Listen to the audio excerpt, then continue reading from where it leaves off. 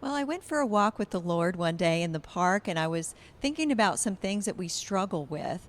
And we're struggling with gathering again. And I was Mm-hmm. asking the Lord, what would help us come back together? We've gotten very used to being isolated, and many of us have not come back together again in our groups. And it's easier to stay alone. And there are a lot of people who are very reluctant to engage in groups. And the Lord showed me that crafts and activities could give someone something to center on, especially if they were mission oriented, and you could donate those crafts to places that could benefit from the message that the craft is about.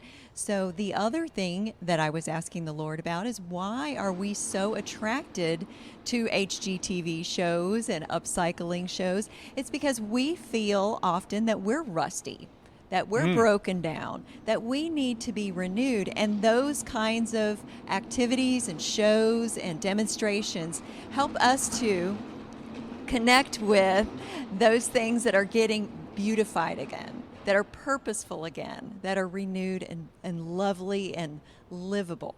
So we connect with those crafts, we connect with that idea that God upcycles us, and we can also give those crafts to people who need that hope as well. So I'll ask this question. It might sound a little weird.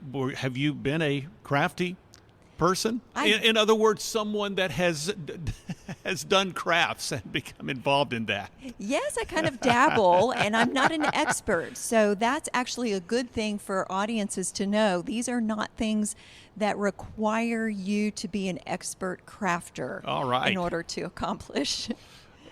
An example or two, please. I have a mosaic mirror. So you can take broken pieces of your life, or if your life feels entirely broken, and look at that mirror when you finished it and realize that God uses those broken pieces and makes them into something that's a beautiful masterpiece of artwork for His kingdom. So tell me about the process once someone has an idea, something that can actually minister to the person who is putting these craft projects together. How does that then become a tool or an avenue of ministry to others? Well, for example, we have the mosaic mirrors. You could take those as a Bible study group or a book club and donate them to a domestic violence shelter where people feel their lives are broken, but they can look at themselves in that mirror and remember brokenness can be made into a beautiful story. Well, Tina Yeager is joining us today here at the Meeting House on Faith Radio. It is the Christian Product Expo, the summer 2022 show in Lexington, Kentucky. Well, as we begin to wrap up our conversation today, Tina, we talk about these matters of identity, these matters of feeling perhaps discarded ourselves. And you, of course, in this book, you're going to be talking about this whole notion of upcycling and experiencing renewal in Christ, and also ministering to other people. So, what have you found in your dealings with people that are suffering from, say, this loneliness and isolation? This obviously is one tool that people can use to deal with isolation.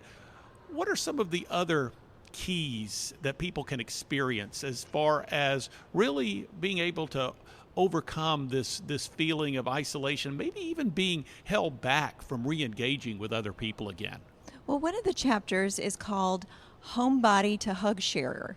And it talks about how getting out of our own loneliness to reach out actually helps us overcome loneliness. When we reach out to those who need help and need a smile and need a hug and need to know that they matter, that helps us feel less lonely. So the craft is actually taking either a tracing of your hand or some mittens and adding verses that link together to make a big hug that you can send or give to someone.